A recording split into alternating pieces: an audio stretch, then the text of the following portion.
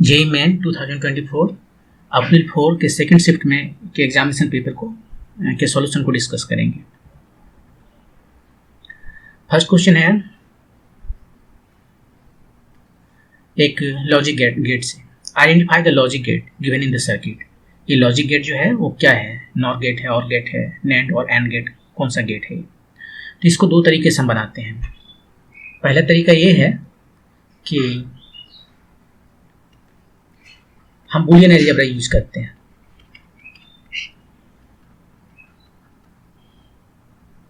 ये Boolean algebra use करके हम इसे बना लेंगे। ये यहां से निकला, ये नॉट गेट है, तो नॉट गेट में ये इसको इन्वर्ट कर देगा और उसको हम बार से दिखाते हैं। अब ये कौन सा गेट है, ये यहाँ पर थोड़ा सा प्रॉब्लम है इस क्वेश्चन में। जैसे देखिए ये टर्मिनल्स है, इनपुट टर्मिनल्स है, यहाँ पर आउटपुट टर्मिनल के लिए कहीं कुछ दिखाया नहीं। क्या यही आउटपुट टर्मिनल है? यदि ये आउटपुट टर्मिनल है तो ये जस्ट एंड गेट है, लेकिन आउटपुट टर्मिनल है तो उसे यहाँ दिखाना चाहिए था, यहाँ नहीं दिखाना चाहिए था।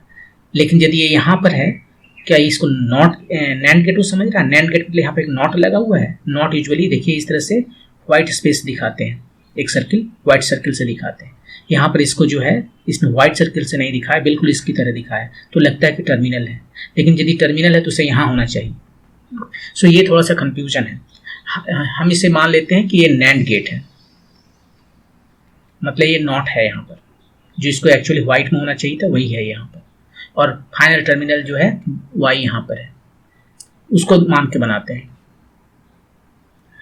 यदि आप एंड मान के बनाएंगे तो कुछ आंसर कुछ और आएगा, तो हम इसको नैंड मान के बनाते हैं। ठीक है, तो नैंड आया तो नैंड में क्या करता है, पहले एंड करता है, उसके बाद नॉट करता है। एंड में ये हुआ एंड, जो भी इससे इनपुट आए ए बार बी बार, उसको ये एंड किया और उसको ये नॉट कर दिया। नॉट मतलब उसको बार दे दिया, तो वाई हमारा फाइनली क्या आ गया ए बार बी बार उसका बार। अब यहां पर हम डिमॉर्गन थ्योरम लगाएंगे।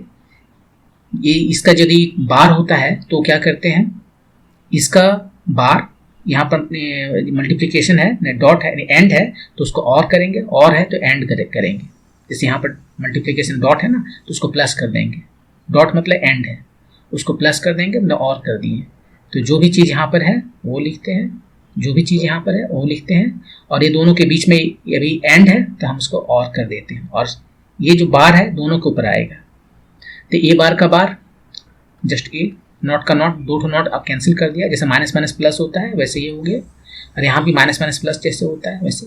और ए प्लस बी, ए क्या है, ये और गेट है, ए बी ये एंड गेट है, ठीक, और गेट आया, तो आपका आंसर हो गया ऑप्शन नंबर 2। आप इसे चाहते तो दूसरे तरीके से बना सकते थे, और दूसरा तरीका क्या है,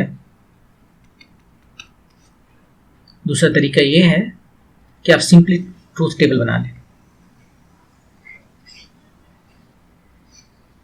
ये है, बी है, 4 ऑप्शंस होंगे, 0 0 0 1 1 0 1 1, ये 4 ऑप्शंस। ये वाई है, यहाँ पर दोनों 0 0 रखते हैं, ए भी 0 ए भी 0। ये नोट क्या किया, इसको 1 कर दिया, इसको भी 1 कर दिया। अब ये 1 1 आके ये नैंड क्या करेगा, एंड करेगा इसको 1 और नैंड करेगा इसको 0 0।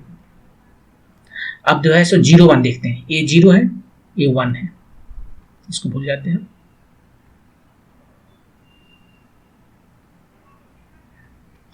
ये 0 है और ये 1 है,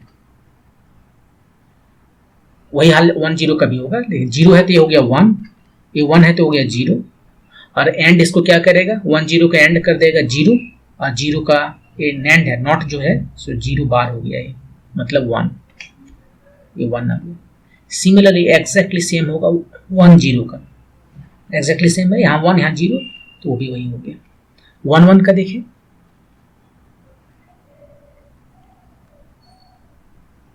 1 1 का देखिए, दोनों 1 है तो ये दोनों 0 हो गया, दोनों 0 हो गया, एंड उसको 0 बना देगा, ये नॉट जो है इसको 1 बना दिया, तो ये कैसा गेट हुआ, इसको देख के बताइए कि ये कौन सा गेट है। ये गेट है, देखिए दोनों में से यदि कोई एक 0 1 है तो ये 1 आ गया, दोनों में से कोई एक 1 है तो 1 आ गया, तो यही और गेट है। तो ऐसे भी बना सकते हैं। Next question, in simple harmonic motion the total mechanical energy of a given system is E. If mass of oscillating particle P is doubled, then the new energy of the system for same amplitude is how much? Total mechanical energy E है। ये total mechanical energy कौन कौन से किन किन energy से बनता है, काइनेटिक एनर्जी और पोटेंशियल एनर्जी। तो E जो है वो क्या है, काइनेटिक एनर्जी है और पोटेंशियल एनर्जी है। ये स्प्रिंग मास सिस्टम है। स्प्रिंग मास सिस्टम में जो काइनेटिक एनर्जी क्या है, हाफ mv², और ये क्या है, पोटेंशियल एनर्जी हाफ kx²। तो ये दोनों को मुझे ऐड करना पड़ेगा। तो या तो ये कोई पर्टिकुलर बीच में कहीं पर है, जैसे कि इसी को हम मान लेते हैं, कोई फर्क नहीं पड़ता है ये वर्टिकली है या हॉरिजॉन्टली है, यहाँ पर हम लेते हैं हॉरिजॉन्टल, ये इजी लगता है। ये इसका मीन पोजीशन है और ये इसका ये मीन पोजीशन हुआ x = 0, और ये इसका मैक्सिमम एम्पलीट्यूड है जो a कहते हैं, एक्सट्रीम पोजीशन। तो हमें क्या करना चाहिए, यदि ये दोनों के बीच में कहीं रहेंगे तो दोनों को ऐड करना पड़ेगा। यहाँ पर रहेंगे तो केवल हमारे पास एक ही एनर्जी है, वो है पोटेंशियल एनर्जी, वही टोटल एनर्जी हो जाता है क्योंकि एनर्जी कंजर्व है। यहाँ पर रहेंगे तो केवल यहाँ पर काइनेटिक एनर्जी है, यहाँ पर जो है सो केवल पोटेंशियल एनर्जी है, बाकी दूसरा सब यहाँ पर 0 है। तो बीच में लेना है तो बीच में भी ले सकते हैं, और किनारे लेना है तो ज़्यादा बेहतर है। तो हम लेते हैं किनारे। Kinetic energy 0 half kA² at amplitude at x = a, amplitude जो है वहाँ पर उसका स्पीड नहीं होता है, इसलिए काइनेटिक एनर्जी 0 है। अब k जो है सो क्या है, k जो है सो प्रॉपर्टी है स्प्रिंग का, और यह डिपेंड नहीं करता है मास पर, k मास पर डिपेंड नहीं करता। ये मास तो इसका मास है, स्प्रिंग तो अलग है, उस पर डिपेंड नहीं करता है। तो ये जो एनर्जी है आप देख रहे हैं कि मास से पर डिपेंड कर रहा है या इंडिपेंडेंट है, इंडिपेंडेंट ऑफ मास है। तो मास को यदि हम डबल कर देंगे, कहाँ लिखा है इधर, if mass of oscillating particle P is doubled, तो नया एनर्जी क्या होगा, कुछ नहीं, वही का वही रहेगा। वो एनर्जी तो डिपेंड करता है स्प्रिंग पर, हाफ kx²। तो आपका आंसर हो गया ऑप्शन नंबर 4। आप ऐसा नहीं बनाना चाहते, मैंने तो यहाँ पर ट्रिक लिया कि हम एम्पलीट्यूड जहाँ मैक्सिमम है वहाँ, एम्पलीट्यूड जहाँ पर है वहाँ चले गए, मैंने मैक्सिमम डिस्प्लेसमेंट पर चले गए थे। यहाँ पर जो मैंने कैलकुलेशन किया वो मैक्सिमम डिस्प्लेसमेंट पर जाके किया, क्योंकि मेरे लिए आसान हो गया। आप यदि जनरल में लेके चलना चाहते हैं तो भी कर सकते हैं। एनर्जी कितना है, 2 है, काइनेटिक एनर्जी और पोटेंशियल एनर्जी। ये कितना है, half mv², potential energy half kx²। k कितना होता है, k होता है m⍵²। और v देखिए सिंपल हार्मोनिक मोशन में v कितना होता है, v होता है ω² - x²। ये एम्पलीट्यूड है, ये वेलोसिटी है, ये एंगुलर फ्रीक्वेंसी है, सबका वैल्यू रखते हैं। m⍵v² को यहाँ से लिखते हैं ω² a² - x² प्लस ये वाला हाफ k के जगह पर m⍵² x²। दोनों को ऐड कीजिए, हाफ m⍵² दोनों जगह है, यहाँ से x² को ऐड किए, खत्म हो गया, बच गया हाफ m⍵² a²। अब आप यहाँ पर कह सकते हो कि ये टोटल एनर्जी जो है वो तो m पर डिपेंड करता है, तो m को डबल करेंगे तो टोटल एनर्जी डबल हो जाएगा, राइट। लेकिन ओमेगा क्या वो फिक्स्ड है, क्या वो m पर डिपेंड नहीं करता है। एनर्जी यदि m पर डिपेंड करता है तो एनर्जी ओमेगा पर भी डिपेंड करता है। अरे ओमेगा कितना है, ये सिंपल हार्मोनिक मोशन में ओमेगा कितना होता है, ओमेगा होता है के बाय एम या एम बाय ओमेगा, देखना पड़ेगा। के बाय एम कैसे मैंने इसे पता किया कि के बाय एम है, डायमेंशन देखा, के जो है सो फोर्स पर यूनिट डिस्टेंस है, के जो है सो फोर्स पर यूनिट डिस्टेंस है, राइट।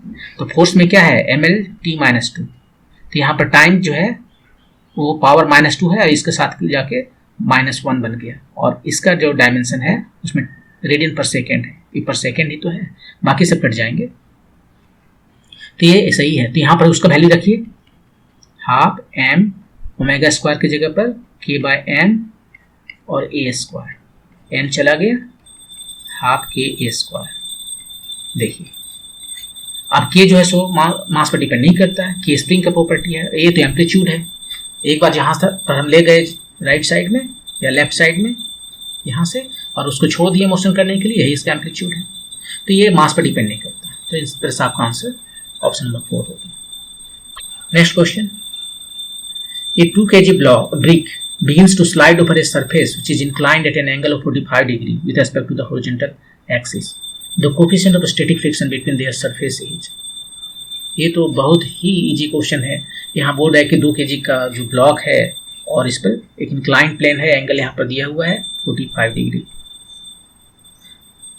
2 kg का है, 4 kg का, कुछ भी है, और ये क्या किया, जस्ट स्लाइड करना शुरू करता है, begins to slide, begins to slide. तो जहां पर वो बिगिंस टू स्लाइड करता है उसका स्टैटिक जो कोफिशिएंट फ्रिक्शन है, स्टैटिक कोफिशिएंट फ्रिक्शन है, वो होता है tan थीटा, ये आपको याद रखना है।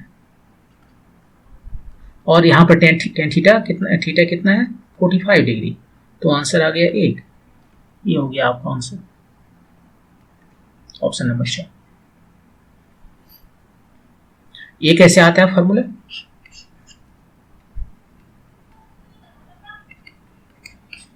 देखिए ये फार्मूला कैसे आता है, ये थीटा है, ये जो है इस पर वेट लगेगा एक नीचे, इसका फ्री बॉडी डायग्राम बनाते हैं, ये दोनों कांटेक्ट में है तो नॉर्मल रिएक्शन लगेगा n, और वेट का 2 कंपोनेंट है, एक कंपोनेंट जो है वेट तो इधर है, mg का 2 कंपोनेंट है, एक कंपोनेंट इधर है और एक कंपोनेंट इधर है, ये दोनों कंपोनेंट कितना है, ये थीटा है, तो ये हुआ 90 डिग्री माइनस थीटा, तो ये हो गया थीटा, ये हो गया, ये वाला जो कंपोनेंट दिख रहा है इधर वो है mg cos theta, adjacent to angle, ये एंगल है ना, adjacent to angle mg cos theta, और इसके परपेंडिकुलर डायरेक्शन में जो है वो है mg sin थीटा, ये वाला है mg sin थीटा। और एक फ्रिक्शन लगेगा, ये नीचे आने का कोशिश कर रहा है इस फोर्स की वजह से, तो इस पर फ्रिक्शन जो है सो लगेगा, किधर लगेगा, ऊपर लगेगा, ये फ्रिक्शन है।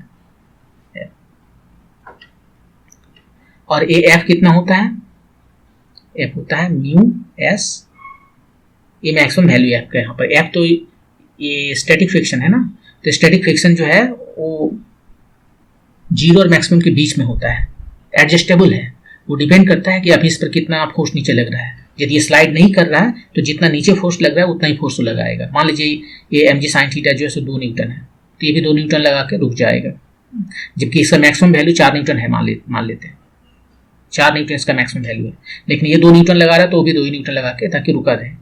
लेकिन ये मैक्सिमम जो है सो इधर 4 न्यूटन लगा तो 4 न्यूटन लगाएगा, इधर 5 न्यूटन लगेगा तो वो बोलेगा give up, I give up, 5 Newton हम नहीं लगा सकते, मैक्सिमम 4 न्यूटन हम लगाएंगे, बाकी तुमको जो करना करो। तो एफ यहाँ पर जो है सो उसका मैक्सिमम वैल्यू है 1, और वो दिया जाता है म्यू एस एन से। और ये वर्टिकल डायरेक्शन में देखें, प्लेन के वर्टिकुलर डायरेक्शन में कोई मोशन नहीं हो रहा है, तो एन और एम जी दोनों सेम है, एन और एन जी दोनों सेम। तो ये आया जब स्लाइड करने के सिचुएशन में, जैसे यहाँ बिगिंस टू स्लाइड, इसका मतलब ये फ्रिक्शन फोर्स मैक्सिमम यूज हो रहा है, क्योंकि अब स्लाइड करने वाला है, तो इसको जितना फोर्स लगाना था लगा दिया, अपना पूरा का पूरा एनर्जी लगा दिया, फोर्स जो मैक्सिमम फोर्स है वो लगा दिया। और वो when begin to slide, when begin to slide, उस केस में ये जो फोर्स लग रहा है फ्रिक्शन वो है एफ मैक्सिमम, और नीचे जो फोर्स लग रहा है वो mg sin थीटा, और ये दोनों सेम है। अब स्लाइड करने वाला है तो दोनों सेम है, तो यहाँ पर हो गया म्यू एस mg, ये तो mg cos थीटा होगा ना, ये n जो है उसका काउंटर बैलेंस कर रहा है ये कंपोनेंट है mg cos theta, mg cos theta.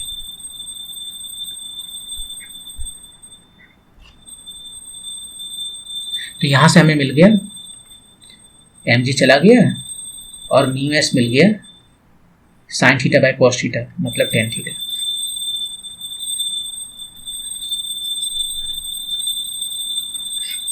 ये तो एक्सपेरिमेंट करके पता लगाया जाता है ना, यही तो मेथड है जिससे हम पता लगाते हैं कि किसी भी दो फेस सरफेस के बीच में जो फ्रिक्शन है, coefficient of friction maximum, static maximum coefficient friction, ये मैक्सिमम क्या होता है, फोर्स मैक्सिमम होता है।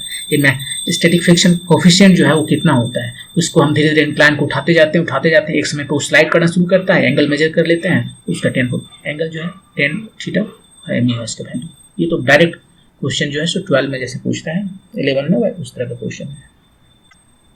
नेक्स्ट क्वेश्चन, यहाँ लिस्ट मैच करना है और लिस्ट 1 में क्या है, ABCD है जो कि यहाँ दिया हुआ, प्योरली कैपेसिटिव सर्किट है, प्योरली इंडक्टिव सर्किट है, सी में LCR सीरीज सर्किट है रेजोनेंस में, और डी में जो है सीरीज सर्किट है, सीरीज LCR सर्किट है।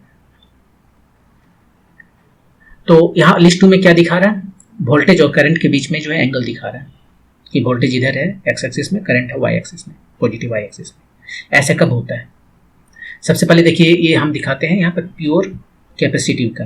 कैपेसिटिव में जो है कौन की करंट किस में आगे रहता है, देखिए रजिस्टर यदि होता हमारे पास, प्योर रजिस्टर होता तो करंट और वोल्टेज दोनों एक डायरेक्शन में होता है। यदि कैपेसिटर रहता है तो इधर वोल्टेज है तो करंट जो है इसका इसमें आगे रहता है, 90 डिग्री से आगे रहता है। इधर कैपेसिटर है,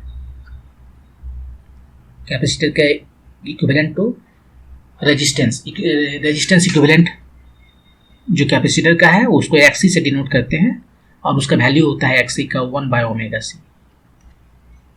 तो इधर इसका जो करंट बहेगा वो इधर होगा। और यदि हम इंडक्टर की बात करें तो उसमें जो करंट होता है वो पीछे रहता है 90 डिग्री से, इससे पीछे चलता है करंट। और यदि LCR सर्किट है रेजोनेंस में क्या होता है, यहाँ पहले इसमें देखते हैं, इस सर्किट में ये जो LCR सर्किट है, LCR ये जो सर्किट है इसमें क्या होता है कि जो करंट है तो तीनों चीजें हैं, तीनों लेना पड़ेगा। इधर है तुम्हारा आपका रेजिस्टेंस, इधर है आपका कैपेसिटेंस, कैपेसिटर का रेजिस्टेंस जिसको हम कैपेसिटिव रिएक्टेंस कहते हैं, और इधर है इंडक्टर का रेजिस्टेंस जिसको हम इंडक्टिव रिएक्टेंस कहते हैं। और ये तीनों को सम करना है, वेक्टर सम करना है, एक ऊपर है एक नीचे है, इसमें से इसको माइनस किए यहाँ तक आया, और इसको और आर को जो है सो हम वेक्टर ऐड करेंगे, ये हुआ हमारा जेड। ठीक है, और करंट किधर फ्लो करेगा, करंट का डायरेक्शन होगा यही, ये जो फाई है इधर ही करंट का डायरेक्शन करेगा, इधर वोल्टेज का डायरेक्शन है तो इधर करंट का डायरेक्शन है। और जब रेजोनेंस होता है तो रेजोनेंस में क्या होता है, रेजोनेंस में ये दोनों एक दूसरे को काउंटर बैलेंस कर लेते हैं। यहाँ पर जेड का वैल्यू यदि आप देखें तो कितना होता है, वो होता है r² vector sum, Pythagoras triangle लगाएंगे, और ये कितना है, ये है टोटल XC में से XL चला गया, ये है XC माइनस XL, तो वहां पे लिखेंगे XC माइनस XL।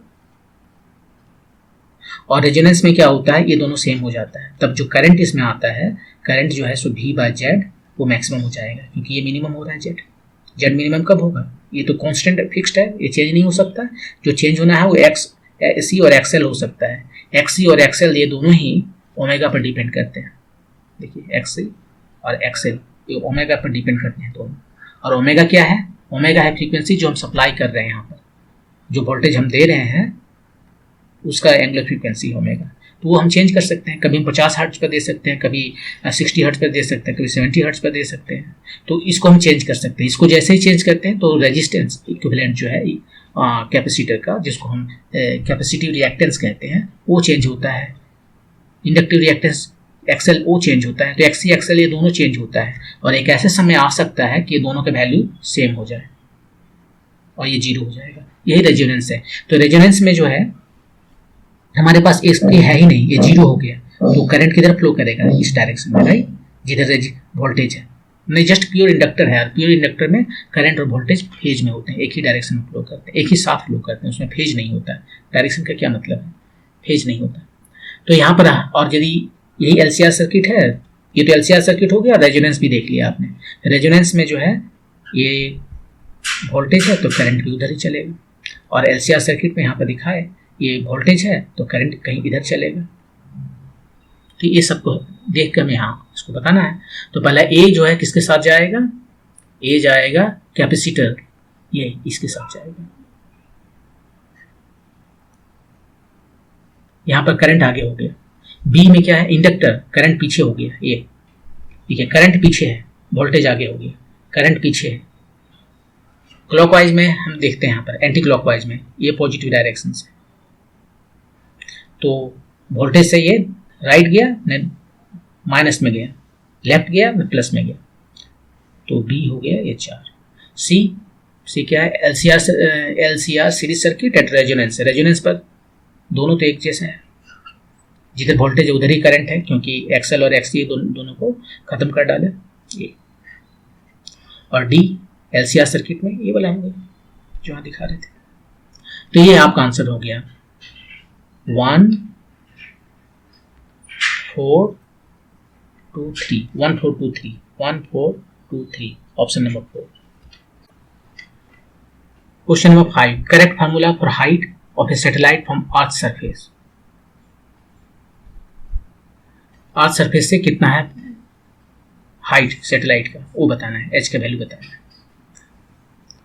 तो देखिए इसको कैसे बनाते हैं, हम केप्लर्स लॉ यूज कर लेंगे।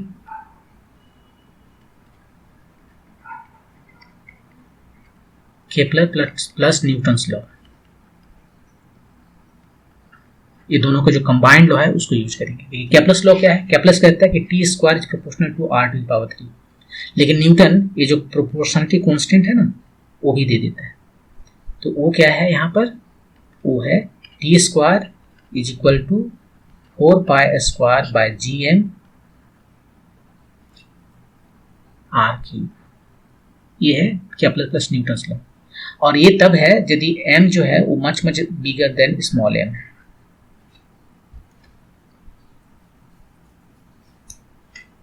इसका मतलब है कि ये जो सैटेलाइट है यहाँ पर वो अर्थ के चारों ओर रोटेट कर रहा है।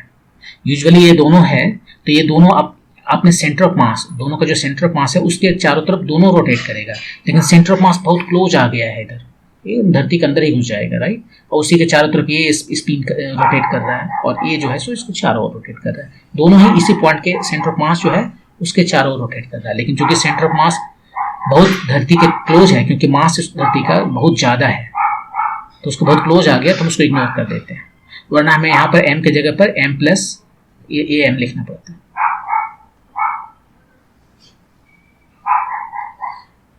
तो ये फॉर्मूला यहाँ पर दिया हुआ है। अब यहाँ पर r क्या है, r जो है रेडियस ऑफ ऑर्बिट है सैटेलाइट का, कहाँ से, धरती के सेंटर से, तो ये रेडियस ले लिया धरती का, और h ये हाइट ले लिया सरफेस से। ये हो गया धरती के सेंटर से सरफेस तक का डिस्टेंस, और सरफेस से या सैटेलाइट का डिस्टेंस, इसको हाइट कहते हैं। तो r इतना हो गया। अब यहाँ पर देख लीजिए d 4 pi square by G M R cube, मतलब r plus H to the power 3, h निकालना है, r प्लस एच कितना हो जाएगा इधर, G M T square by 4 pi square power 1/3,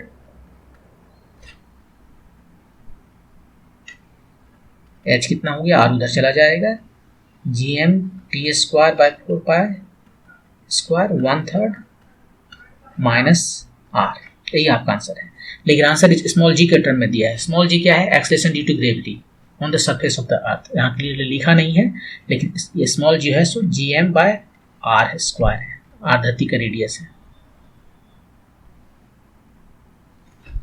तो इसको लिख देते हैं जी एम के जगह पर जी आर स्क्वायर लिख देते हैं, जी एम के जगह पर जी आर स्क्वायर लिख देते हैं, g R square T square by 4 pi square का 1/3 माइनस आर, ये एच का एक्सप्रेशन आ गया। देखिए कौन सा है, g R square T square, g R square T square by 4 pi square, 4 pi square यहाँ, g R square T square by 4 pi square 1/3 minus R, ये ऑप्शन नंबर 2, ये आपका आंसर है। इसको आप दूसरे मेथड्स भी बना सकते थे, ये सारे करने की जरूरत नहीं है। वो दूसरा मेथड क्या है यहाँ बता देते हैं। देखिए डायमेंशन चेक कीजिए, केवल एक ही का, इसी का डायमेंशन सही है, बाकी सबका डायमेंशन गलत है। ये टोटल एक्सप्रेशन का डायमेंशन क्या है, हाइट बता रहा ना, तो लेंथ है। ये तो देखिए राइट साइड में सबका लेंथ है, तो ठीक है। ये जो फर्स्ट टर्म है, सेकंड टर्म का लेंथ है, फर्स्ट टर्म का भी डायमेंशन लेंथ ही होना चाहिए। अब देखिए सब में क्या लेंथ है, पावर हाँ सबका अलग अलग है, ये दोनों का सेम है लेकिन पावर सबका अलग अलग है। निकाल के देख लीजिए। 4 पाई का कोई डायमेंशन नहीं है तो हम उसको भूल जाते हैं। यहाँ पर देखिए g R square T square, g R square T square, तो टी स्क्वायर को टी लिखें, आर स्क्वायर को L2 लिखें, और जी जो है एक्सलेशन ड्यू टू ग्रेविटी है तो LT-2 और पावर 1/3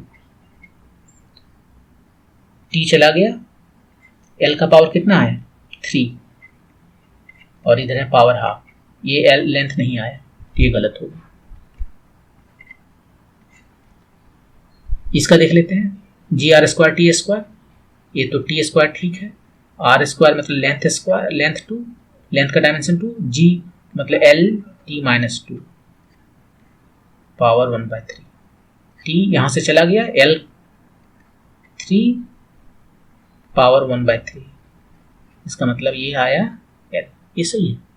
इसका देखिए नहीं जाएगा सही, यहाँ पर T2 ठीक है, L2 ठीक है, और नीचे में G है, G मतलब LT-2 और पावर 1/3, ये L चला गया एक तो, T देखिए यहाँ पर बहुत सारा बचा हुआ है, यहाँ पर L एक बचा और T जो है सो 4 हो गया, पावर 1/3, ये L नहीं है, ये भी L नहीं है, g R square T square exactly same है ये, लेकिन यहाँ पावर -1/3 है, तो यहाँ पर जो भी L आया ये टोटल जो है सो L आ रहा है, राइट, और पावर 1/3 आ रहा है, ये L3 आ रहा है, यहाँ से L3 ये एक्जैक्टली सेम है L3, तो ये आ गया L का डायमेंशन -1, L नहीं आया, तो L केवल अकेला यही आया, तो आपको कुछ भी जानने की जरूरत नहीं, यदि केवल डायमेंशन चेक करेंगे तो भी आपका आंसर बन जाएगा।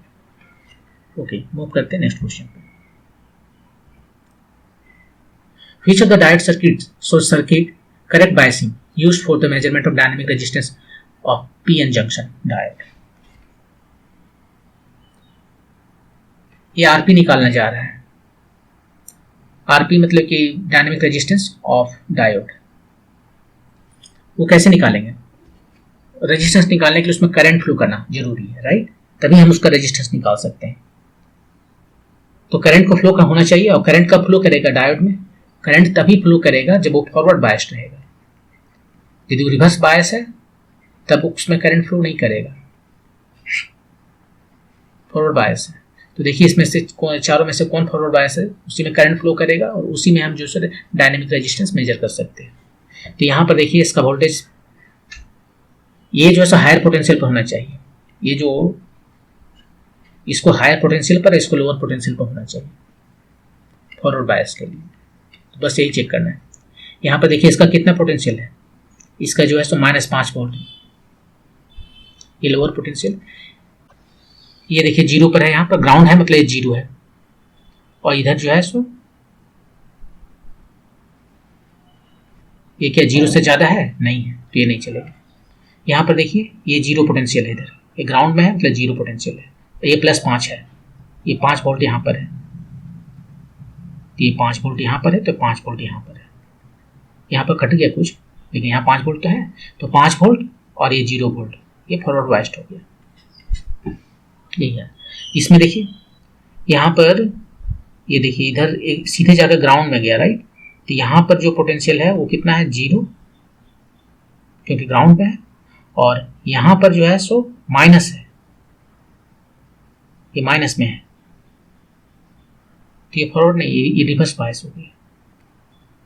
ये वाला भी देखिए यहाँ पर 0 है और यहाँ पर ये तो कैपेसिटर लगा हुआ है, तो कैपेसिटर के चार्ज के बारे में कुछ बताया ही नहीं कि ये प्लस में है कि माइनस में। यदि प्लस होता तो फॉरवर्ड बायस हो सकता था, करंट फ्लो कर सकता था, लेकिन कैपेसिटर लगा के इसका रेजिस्टेंस पता करना बड़ा मुश्किल है, क्योंकि ये जो है so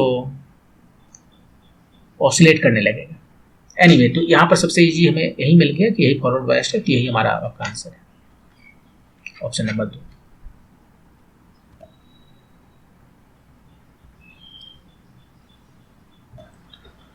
the translational degree of freedom FT and rotational degree of freedom FR of methane molecules are कौन सा है? मीथेन देखिए, मीथेन में कितना ट्रांसलेशनल डिग्री ऑफ फ्रीडम है? तो ट्रांसलेशनल डिग्री ऑफ फ्रीडम जो है मीथेन कैसा होता है?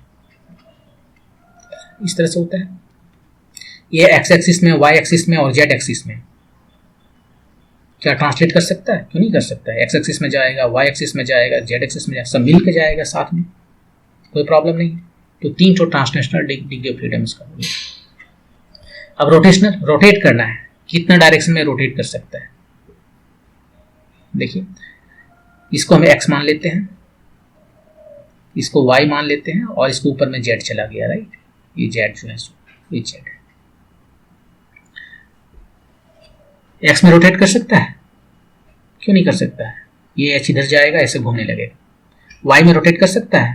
वाई, वो ये तो वाई में ही रोटेट कर रहा था ना, वाई के एक्स में रोटेट करने के लिए ऐसे रोटेट करेगा, ये फिक्स रहेगा और ये इस तरह से घूमते रहेगा। जेड में रोटेट कर सकता है? हाँ, ऐसे चक्कर लगाएगा इस तरह से। तो तीनों डायरेक्शन में रोटेट कर सकता है। तो एफ आर भी 3 है, हो गया। तो दोनों 3 है। तो आंसर आपका हो गया 3। यहाँ पर जो मैंने आंसर बताया वो कॉमन सेंस यूज करके बताया। पूछना था, उसने पूछा कि ट्रांसलेशनल डिग्री ऑफ फ्रीडम ना, ट्रांसलेट कर सकता है, एक जगह से दूसरे जगह जा सकता है, उसका कितना डिग्री ऑफ फ्रीडम है। तो डिग्री ऑफ फ्रीडम में कितने डायरेक्शन में जा सकता है, और डायरेक्शन यहाँ पर इंडिपेंडेंट होना चाहिए। तो एक्स वाई जी ये 3 डायरेक्शन है, एक्स वाई जी ये तीनों इंडिपेंडेंट डायरेक्शन है। तो क्या ये तीनों डायरेक्शन में जा सकता है ये मॉलिक्यूल, मीथेन मॉलिक्यूल? हाँ, जा सकता है। तो 3 ट्रांसलेशनल हो गया। और रोटेशन हम देख लिया यहाँ पे कौन किधर किधर रोटेट कर सकता है। तो ये देखिए, ये आराम से यहाँ से दिखता है कि ये जो दोनों बॉन्ड है, ये हमारा एक्स एक्सिस है, तो ये हमारा वाई एक्सिस है। तो एक्स एक्सिस के अबाउट क्या ये रोटेट कर सकता है? हाँ, ये वाला हाइड्रोजन ऊपर जाएगा, इसका जगह पर ले लेगा, और वो वाला जो है नीचे से यहाँ पे इसकी जगह पर चला जाएगा, ये अपना ही जगह पर है।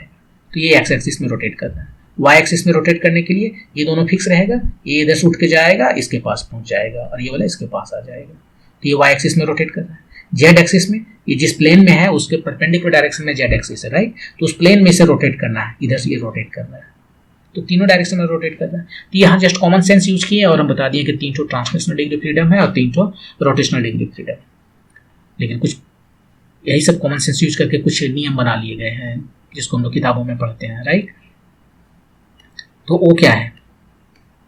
वो ये है कि ये मॉलिक्यूल जो देख रहे हैं आप, वो लीनियर है कि नॉन लीनियर है? ये नॉन लीनियर है, राइट। लीनियर होता है कार्बन डाइऑक्साइड, जैसे यहां पर कार्बन, ये कार्बन डाइऑक्साइड, ये लीनियर है। ये मीथेन नॉन लीनियर हो गया। वाटर जो है ये H ये O, ये वाटर, ये नॉन लीनियर हो गया। तो लीनियर के लिए अलग रूल चलता है और नॉन लीनियर के लिए अलग रूल चलता है। लीनियर में जो ट्रांसलेशनल डिग्री ऑफ फ्रीडम है, ट्रांसलेशनल T, वो 3, रोटेशनल 3, और यहाँ पर नॉन लीनियर में ट्रांसलेशनल, ओ मैंने उल्टा लिख दिया, पहले नॉन लीनियर का ट्रांसलेशनल 3, रोटेशनल 3, और यहाँ पर रोटेशनल जो है, सो देखिए इसमें रोटेशन करना है, इसे ट्रांसलेट तो तीनों डायरेक्शन में कर सकता है, रोटेशन करना है। तो ये वाई एक्सिस के अबाउट तो रोटेट कर सकता है, एक्स एक्सिस के अबाउट कैसे? ये वाई एक्सिस मान लीजिए, और ये एक्स एक्सिस है। एक्स एक्सिस के अबाउट इसको रोटेशन करके दिखाइए, कैसे रोटेट करेगा? ये ऑक्सीजन नहीं रहेगा, ये ऑक्सीजन नहीं रहेगा, तो रोटेट हो रहा है, लेकिन ये ऑक्सीजन जो है सो एक स्फीयर जैसा है, वो स्फीयर अपना एक्सिस के अबाउट रोटेट कर रहा है। और इसका जो मोमेंट ऑफ इनर्शिया बहुत कम है ना, बहुत छोटा मास है इसका, और रेडियस ऑफ जो कर्वेचर है वो बहुत कम हो गया, क्योंकि रेडियस ऑफ कर्वेचर यहाँ मोमेंट ऑफ इनर्शिया में जो आर आता है, I equal to M R square, वो आर इसका बहुत कम हो गया। या जस्ट यहाँ पर देख सकते हैं आई जो है सो ये तो स्फीयर है 2/5 एम आर स्क्वायर, इसका रेडियस बहुत छोटा है, ये 0 हो गया। तो इसका कोई रोटेट नहीं करता, कोई रोटेशनल काइनेटिक एनर्जी एक एक्सेस के अबाउट नहीं है। वाई में है, ठीक है, वाई में है, इससे ये वाला ऑक्सीजन जाके इसके पास पहुंच जाएगा, ये वापस आ जाएगा। और जेड में है, जेड में इस प्लेन में रोटेट करेगा, ये ऑक्सीजन इधर से आएगा, इधर जाएगा, इधर से आएगा, ऐसे जाएगा। तो 2 ही डिग्री ऑफ फ्रीडम है इसके पास रोटेशन का, 2। तो लीनियर में जो है इसके पास केवल 2 है, लेकिन नॉन लीनियर है तो 3 है। यदि वही कार्बन डाइऑक्साइड पूछा होता तो 3 और 2 होता। इसके अलावा भी इसके पास और भी डिग्री ऑफ फ्रीडम होते हैं, वो होता है वाइब्रेशन, वाइब्रेशन कर सकता है VFB, और ये दोनों के लिए अलग अलग है। यहाँ पर जो है सो फिर देख सकते हैं कि जो डिग्री ऑफ फ्रीडम है इसका वाइब्रेशन का वो कम होता है, जैसे लीनियर में देखा कम होता है वैसे यहाँ भी कम होगा, रोटेशनल में कम होता है तो यहाँ भी कम होगा। वो होता है एक्चुअली 3n-6 और 3n-5 इस केस में, ये वाला कम है। ये n क्या है? n है, यहाँ पर काउंट कीजिए, कार्बन डाइऑक्साइड में 3 n है, कितने एटम्स हैं वहाँ पर। तो यदि ये ट्राइएटमिक है तो 3 या कितना हो गया 9 में से 6 गए तो 3 आ जाएंगे। और यहाँ पर यदि रहता है जैसे यहाँ पर मीथेन है 4 है तो 4 के लिए कितना हो गया, 12 में से 5 गए तो 7 हो जाएगी। तो उसने वाइब्रेशन के बारे में पूछा नहीं, जो उसने पूछा यही है। तो बहुत सिंपल बात है कि लीनियर में जो है डिग्री फ्रीडम रोटेशन का एक कम हो जाता है, लेकिन नॉन लीनियर में वो बराबर सबका सब रहता है, सारे डायरेक्शन में XYZ डायरेक्शन में कर सकता है। तो ये था question. Next question electric bulb से है, रेटिंग दिया हुआ उस पर 50 वाट 200 वोल्ट। आप कोई भी बल्ब खरीदेंगे उस पर लिखा हुआ रहता है उसको वाटेज और वोल्ट, इससे आप उसका रेजिस्टेंस पता कर सकते हैं। Is connected to across a 100 volt supply. ये देखिए ये बल्ब का सिंबल है, 100 वोल्ट सप्लाई से इसको कनेक्ट कर दिए, हमने DC लगाया है, ठीक है। The power dissipation in the bulb of the bulb is how much? Power dissipation पूछ रहा है इससे, पावर कितना होता है I²R। I कितना होता है, I इसमें जो करंट फ्लो करेगा वो कितना होगा V/R, ये फ्लो करेगा ε²/R, ये हुआ। और ये जो वोल्टेज सप्लाई दिया हुआ 100 वोल्ट है, R इसका रेजिस्टेंस में निकालना पड़ेगा, तो निकाल लीजिए रेजिस्टेंस इसका। यहां से हम देखते हैं wattage equal to volt into ampere.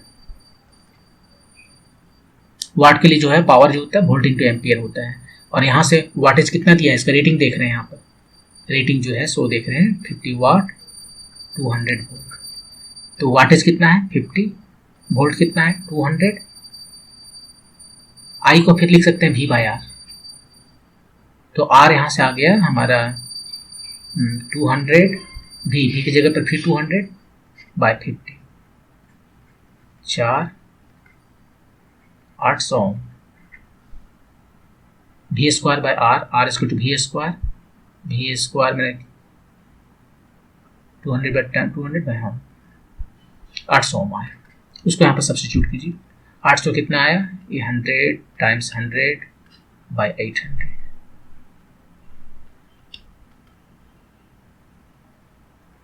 12.5 इतना पावर डिसिपेट। Option number 1। तो ये एक तरीका ये है कि इसका रेजिस्टेंस निकाल लेंगे और हम पावर यहाँ पर जो डिसिपेट हो रहा है I²R और I तो E/R है तो पता चल जाएगा। लेकिन दूसरा भी तरीका है यहाँ पर देखिए, मान लीजिए यदि ये जो सप्लाई यहाँ पर 50 वाट 200 वोल्ट है, यदि हमने सप्लाई 100 वोल्ट के जगह पर 200 वोल्ट दिया होता तो कितना ये पावर डिसिपेट कर रहा होता 50 वाट, क्योंकि वही उसका रेटिंग है। 200 वाट वोल्टेज देंगे तो 50 वाट वो जो डिसिपेट करेगा, लेकिन अब हम 200 वोल्टेज ना देकर उसे 100 वोल्टेज दे रहे हैं तो श्योरली है वो कम डिसिपेट करेगा, पावर कम पावर देगा। यदि किसी बल्ब का रेटिंग 50 वाट 200 वोल्ट है, घर में लगाना है उसे, और यदि घर में वोल्टेज ड्रॉप कर गया है, अब मान लीजिए कभी कभी होता है कि वोल्टेज कम आने लगा है तो 100 वोल्ट हो गया, आप स्टेप डाउन ट्रांसफार्मर लेकर उसका वोल्टेज ड्रॉप करके देख सकते हैं, तो सर्टेनली इसमें जो है कम ग्लो करेगा, वो जो पावर देगा वो कम देगा, ग्लो कम करेगा, लाइट कम आएगा। तो क्या यहाँ से हम डायरेक्ट नहीं बता सकते? हाँ, वहाँ भी से भी बता सकते हैं। इधर हम दूसरा मेथड पर डिस्कस करते हैं। पावर कितना होता है, वही फार्मूला फिर यहाँ पर I² R, और I कितना होता है V²/R। I मतलब V²/R² और ये R यहाँ पर, तो सिंपली लास्ट में जो है V²/R जो यहाँ पर लिखे होते हैं। V ये सप्लाई है, वही ई की जगह पर लिखेंगे। अब इसको देखिए ध्यान से, P जो है सो प्रोपोर्शनल है किसके, V स्क्वायर के। R तो फिक्स्ड है, जो बल्ब हमारे पास लाए हैं उसका रेजिस्टेंस तो चेंज नहीं हो रहा, वो फिक्स्ड है। तो P जो है सो प्रोपोर्शनल किसके है, V स्क्वायर के।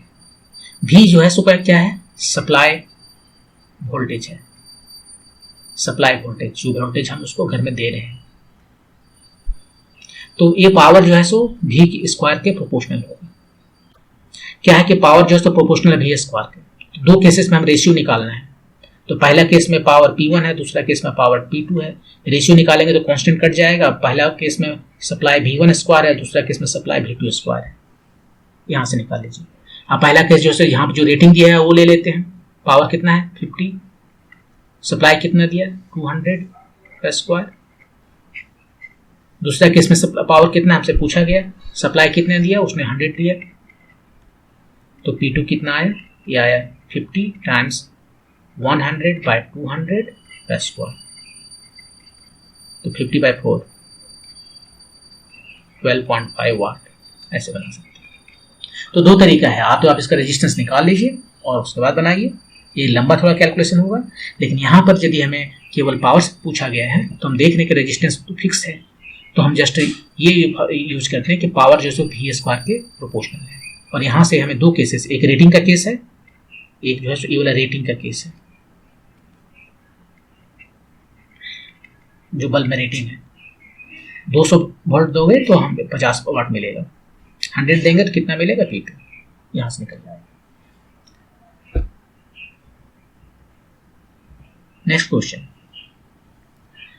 यहां पर दो स्टेटमेंट है और देखना है कि दोनों स्टेटमेंट सही है या गलत है, कौन सही है कौन गलत है। The contact angle between a solid and a liquid is a property of the material of the solid and liquid as well. ये जो कॉन्टैक्ट एंगल होते हैं जिसके वजह से ये पानी है उसका शेप दिखता है कैसा, पानी का शेप देखिए कुछ अलग दिखता है। सिल्वर ले लेंगे, लिक्विड सिल्वर ग्लास में, तो उसका अलग दिखेगा, मरकरी का अलग दिखेगा। वो सारे डिपेंड करते हैं। ये जो एंगल कॉन्टैक्ट एंगल कहते हैं इसको, यहाँ से जो है हम एक लाइन खींचते हैं और इस एक्सिस सॉलिड के साथ में जो एंगल बनाता है उसे कहते हैं कॉन्टैक्ट एंगल। ये लिक्विड जो है यहाँ पर एक टेंजेंट खींचते हैं इसको, तो वो जो प्रॉपर्टी है देखिए, अब एक टेंजेंट जो बन रहा है जिस तरह से बन रहा है, ये तो इंटरेक्शन बिटवीन ए लिक्विड और ये सॉलिड जो है उसके वजह से हो रहा है, तो ये दोनों पर डिपेंड करेगा। तो ये एंगल ऑफकोर्स दोनों पर डिपेंड करेगा। तो contact angle between solid and liquid is property of the material of the solid and liquid, दोनों का, सॉलिड लिक्विड भी और सॉलिड भी, उसके बीच में जिस तरह से इंटरेक्शन काम कर रहा है वही डिसाइड करता है कि ये कॉन्टैक्ट एंगल कितना होगा। तो ये तो स्टेटमेंट सही है। Second, the rise of a liquid in A capillary tube does not depend on the inner radius of the tube. अब राइज होता है जैसे कि यहाँ पर पानी हमारे पास है, ठीक है, कैपिलरी ट्यूब यहाँ पर डाल दिए, छोटा सा बहुत पतला सा ट्यूब जो है उसको कैपिलरी ट्यूब कहते हैं। ये बहुत छोटा, जितने मिलीमीटर के रेंज में हो या उससे भी कम हो तो इसको कैपिलरी ट्यूब कहते हैं। यही तो होता है कैपिलरी पेड़ों में, जिससे पानी चढ़ता है ऊपर। तो यहाँ पर जो पानी चढ़ गया ऊपर ऐसे, ये जो हाइट है पानी का, वो कह रहा है कि वो डिपेंड नहीं करता है इसके रेडियस पर। आप कॉमन सेंस यूज कीजिए। यदि बहुत पतला रखेंगे तो इसमें पानी चढ़ेगा, या बहुत चौड़ा रखेंगे तो पानी ज़्यादा चढ़ेगा। बहुत चौड़ा यदि हम एक ले लें, एक जैसे एक बहुत चौड़ा जो है बाल्टी बकेट जैसा चीज़ है, खोखला बकेट ट्यूब जैसे बहुत चौड़ा, इसमें हम यदि डुबा दें यहाँ पर तो पानी इसमें ऊपर उठेगा, इसमें एक जरा भी नहीं उठेगा। प्रेशर जो यहाँ पर है वही प्रेशर यहाँ पर है, तो उठेगा क्या, नहीं उठेगा। एक्चुअली वो तो बहुत पतला डालेंगे तभी ऊपर उठता है। और वो जो है सो डिपेंड करता है इसका रेडियस पर, कुछ डिपेंड करता है। आप फार्मूला देखना चाहो तो फार्मूला ये है कि यहाँ पर जो ये कुछ पानी ऊपर उठ गया, यदि बहुत पतला है तो कुछ पानी ऊपर उठ गया, और उस पानी को कौन बैलेंस कर रहा है। देखिए यहाँ पर जो प्रेशर है वही प्रेशर यहाँ पर है, दोनों जगह वो सेम प्रेशर है, राइट। एक लाइन में, एक हॉरिजॉन्टल लाइन में प्रेशर दोनों जगह सेम होता है। तो यहाँ पर प्रेशर कौन है, P0 है, एटमॉस्फेरिक प्रेशर। और यहाँ पर एक खुला है आसमान में, तो ये भी प्रेशर लगा रहा है उतना प्रेशर। तो यहाँ पर एक एक्स्ट्रा प्रेशर इसने लगाया ना, उस एक्स्ट्रा प्रेशर को कौन बैलेंस कर रहा है, सरफेस टेंशन। वो सरफेस टेंशन ही बैलेंस कर रहा है। तो सरफेस टेंशन जो है यहाँ पर इस तरह से, इसने जो है वाटर ने जो है इसको अपनी ओर खींचा सॉलिड को, तो सॉलिड ने वाटर को अपनी ओर खींचा, हर जगह से अपनी ओर खींचा। इसका दो कंपोनेंट आया, ये एंगल थीटा है तो ये भी थीटा हुआ, ये कॉन्टैक्ट एंगल है। इसका जो वर्टिकल कंपोनेंट है टी कॉस थीटा, ये थीटा यहाँ नहीं है, यहाँ है, देख लीजिए ऑपोजिट एंगल।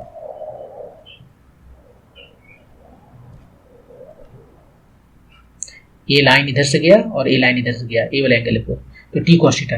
और टी साइन थीटा इधर हुआ, इधर भी है वैसे ही टी साइन थीटा हॉरिजॉन्टल और T cos theta vertical.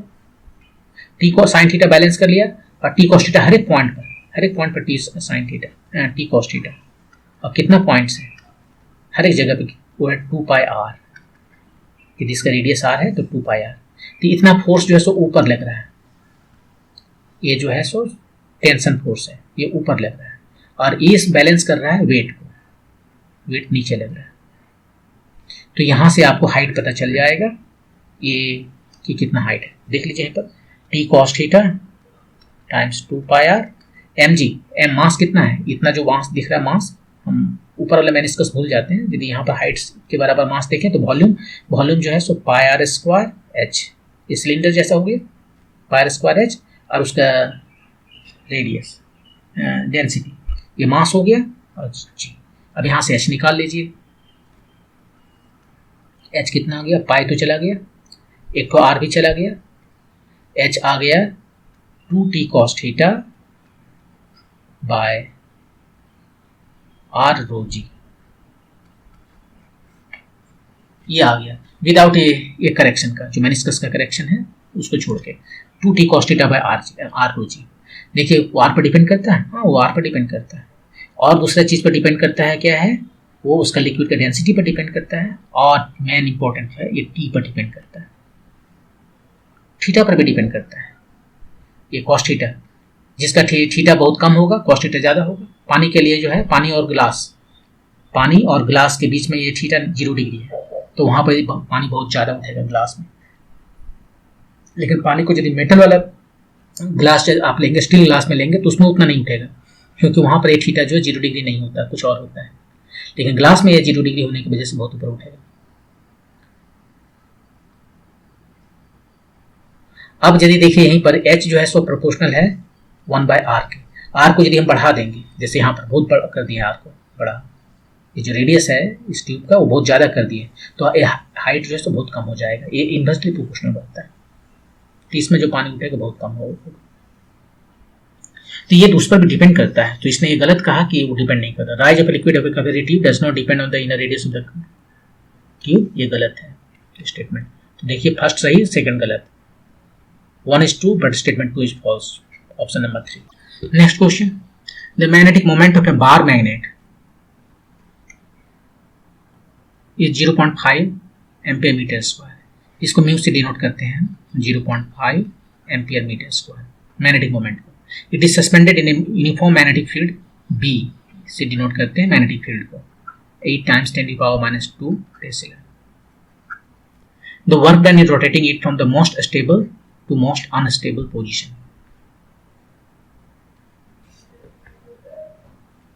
Most stable to most unstable position में ले जाना है तो कितना वर्क डन करना पड़ेगा।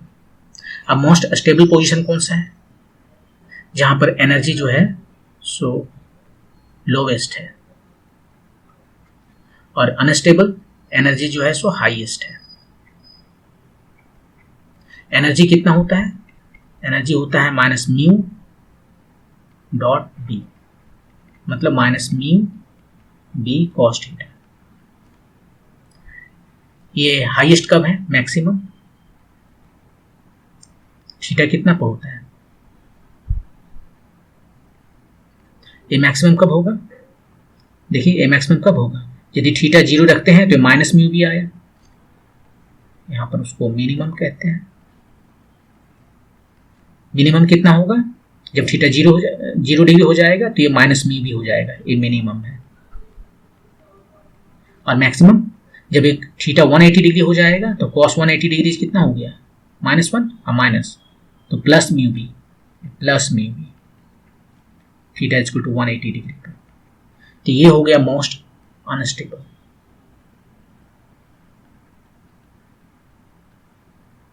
और ये हो गया मोस्ट अनस्टेबल।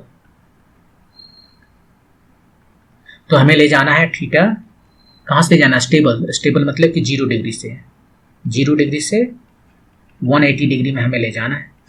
वर्क डन करना पड़ेगा। कितना वर्क डन करना पड़ेगा? चेंज इन एनर्जी, जितना इसका एनर्जी में चेंज आया है वो कैसे चेंज आया है? किसी ने वर्क डन किया, मान लीजिए आप इसे ले जा रहे हो तो आप वर्क डन कर रहे हो, कितना वर्क डन किया, कितना इसका एनर्जी में चेंज आया। एनर्जी में चेंज बाद में कहा कितना है? 180 ना, थीटा 180 पर, और शुरू में थीटा 0 पर। थीटा 180 पर कितना है? म्यू भी। शुरू में कितना है? माइनस म्यू भी। वैल्यू कितना हुआ? 2 म्यू भी। यही वर्क डन आपको करना। वैल्यू रख दीजिए। म्यू कितना है? 0.5, और बी कितना है? 8 टाइम्स 10⁻⁻² टेस्ला। तो ये दोनों मिलकर 1 हो गया। 8 टाइम्स 10⁻⁻² जूल। ये वर्क डन। Option number 1।